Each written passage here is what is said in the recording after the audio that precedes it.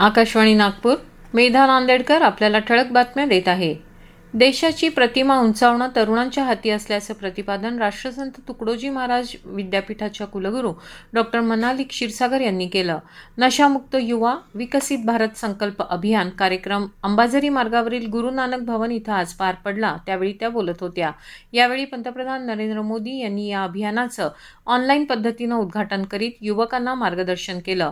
गडचिरोली इथं समाज कल्याण कार्यालयात देखील पंतप्रधान नरेंद्र मोदी यांच्या आभासी संवाद कार्यक्रमाचं आयोजन करण्यात आलं. या कार्यक्रमाला युवक युवतींसह विविध शासकीय विभागांचे अधिकारी आणि कर्मचारी मोठ्या संख्येनं उपस्थित होते. यवतमाळ जिल्ह्यात हा कार्यक्रम वसंतराव नाईक सभागृह, जिल्हा परिषद तसंच वसंतराव नाईक कृषी जैव तंत्रज्ञान महाविद्यालय इथं आयोजित करण्यात आला.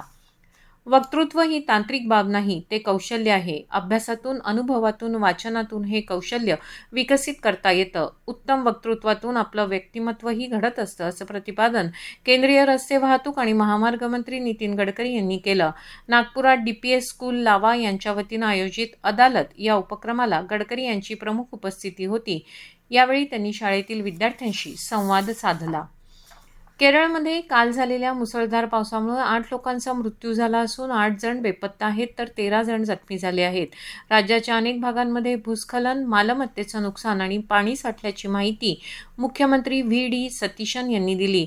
27 घरं पूर्णपणे उद्ध्वस्त झाली असून 196 घरांचं अंशतः नुकसान झालं आहे. 5692 नागरिकांना 209 मदत छावण्यांमध्ये हलवण्यात आलं आहे.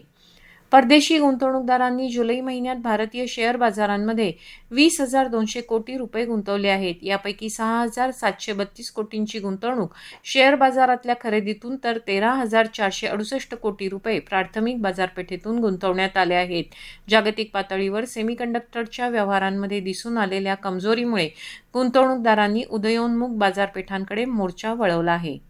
याबरोबरच हे ठळक बातमीपत्र संपलं. यापुढील बातमीपत्र रात्री 8:42 प्रसारित होईल. नमस्कार.